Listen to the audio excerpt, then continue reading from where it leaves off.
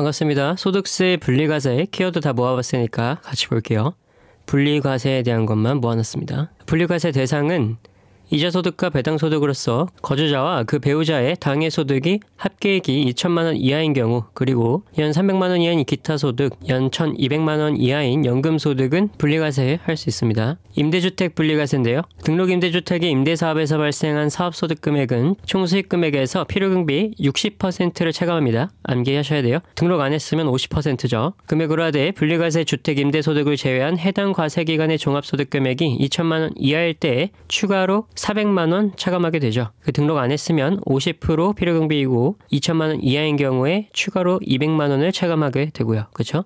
미등록일 때는 임대소득이 2천만 원 이하인 게 아니라 임대소득을 제외한 종합소득 금액이 2천만 원 이하일 때 추가로 공제해 주는 겁니다. 분리과세 주택 임대소득에 대한 사업소득 금액과 임대주택을 임대하는 사업에서 발생하는 사업소득 금액은 차이가 있는 거예요. 다음으로 분리과세 연금소득 볼게요. 무조건 분리과세랑 선택적 분리과세로 나뉩니다. 연금 계좌에 이연퇴직 소득을 연금 수령하는 연금소득은 무조건 분리과세 하고요. 연금 계좌에 자기불입분을 재원으로 의료 목적, 천재지변이나 그 밖에 부득이한 사유로 연금 계좌에서 인출하는 연금소득 등은 무조건 분리과세 하게 됩니다. 연 1,200만 원 이하인 경우에 선택적으로 분리과세 할 수 있고요.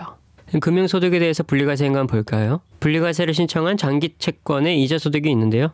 17년도 12월 31일 이전이냐 이후냐, 이게 중요하죠.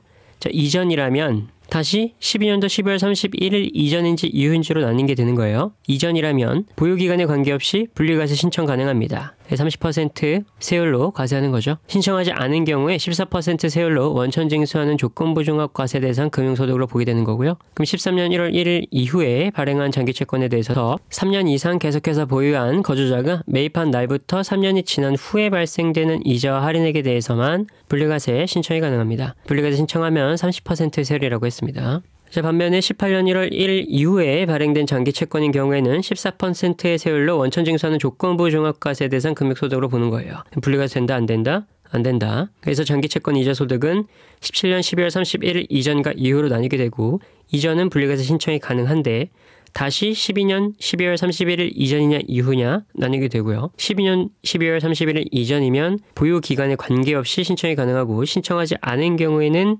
조건부 종합과세 대상 금융소득으로 보게 되는 거고요. 14년 1월 1일 이후부터 17년 12월 31일 사이에 갖게 된 장기채권인 경우에는 보유기간 몇 년? 3년이 지난 후에 3년 이상 계속 보유한 상태에서 3년이 지난 후에 발생되는 이자 할인액에 대해서만 분리과세 신청 가능하게 됩니다. 원천징수되지 않은 금융소득은 분리과세 할 수 없고요. 무조건 종합과세 해야 됩니다. 출자 공동사업자에 대한 배당소득 같은 게 있겠죠. 자, 근데 출자 공동사업자에 대한 배당소득 계산할 때 무조건 종합과세는 하지만 종합과세 여부 파악할 때는 금융소득이 2천만 원 이상이냐 이하냐 따질 때 제외한다는 겁니다. 직장공제의 초과반환금은 무조건 분리과세 하고요. 2천만 원 이하인 경우에 조건부 종합과세 대상은 분리과세 하게 됩니다. 투융자 집합투자기구 배당은 무조건 분리과세입니다. 21년 세법 개정이고요. 한 명당 납입한도 1억 원을 통해서 투융자 집합투자기구에 집합투자증권에 투자하는 경우에는 14%로 무조건 분리과세하게 됩니다. 저축성보험의 보험 차액은 무조건 분리과세하고요. 10년 이상 보유했으면 비과세합니다.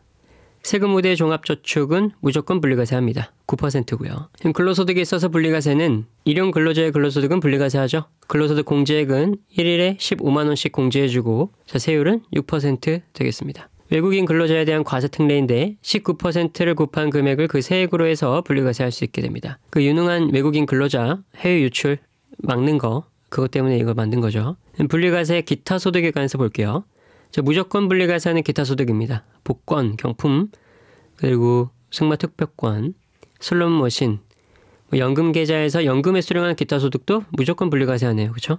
가상자산 소득, 법소정 서화, 골동품의 양도로 발생하는 소득은 무조건 분리과세하게 됩니다. 시험에는 이게 나오겠죠. 자, 그리고 선택적 분리과세는 300만 원 이하이면서 원천징수된 것에 대해서 분리과세를 선택하는 경우에 분리과세할 수 있습니다. 계약금이 위약금 등으로 대체된 기타 소득에 대해서는 20%를 곱해서 계약한 금액으로 확정시 분리과세하게 되고요. 계약금이 위약금으로 대체된 기타 소득에 대해서는 20%를 곱해서 계산한 금액으로 확정 신고 시에 분리과세합니다. 자, 이외의 기타 소득에 대해서는 원천징수로 분리과세하게 되고요. 분리과세되는 기타 소득의 경우 원천징수로서 납세 의무가 종결되기 때문에 과세표준 확정 신고를 할 필요가 없게 되고요. 이것만 있을 때는. 자, 그런데 과세표준이 없거나 결승금이 있는 경우 및 분리과세의 주택임대소득 또는 가상자산 소득 및 계약금이 위약금으로 대체된 기타 소득이 있는 경우에는 과세표준 확정 신고를 해야 합니다. 자, 세부담 최소화 판단할 때 기타 소득 금액이 300만 원 이하인 경우 선택적 분리과세가 가능한데 종합과세 하는 경우에 분리과세 20%보다 세율이 적다면 종합과세를 선택하면 되겠죠. 그렇죠? 자, 여기까지 분리과세 다 봤습니다. 수고하셨습니다.